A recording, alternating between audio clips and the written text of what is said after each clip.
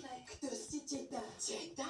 Veď sa pozeráš ako keby do zrkadla. Čo? Som tvoje staršie ja. Cool. A čo to máš na sebe? Vyzeráš ako papagaj. Že to hovoríš práve ty s tým fľakatým nutelovým make-upom. Toto je emo štýl, ak si zabudla. Z toho vyrastieš, teda vyrastieme? A môžem sa ťa niečo spýtať? No, Ešte chodíme so Samom s tým chmúľom už dávno nie. a stále pracujeme v kine a upratujeme pukance? Nie, Snad nepracujeme v korporáte. chvíľu sme to robili, ale...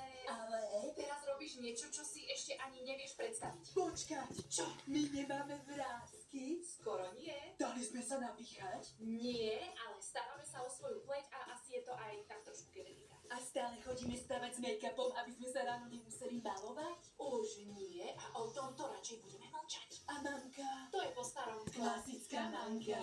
Chceš sa ma ešte niečo spýtať? Ani neviem, tak daj mi nejakú radu. Aj keď sa budeš cítiť veľakrát úplne na dne, vždy sa postav na nohy a choď ďalej. Čakám ťa fakt veľký kolotoč. Jesus, čo? Snáď som sa nezmenila na motivátorku. Nechceš dať facku svojmu mladšiemu ja?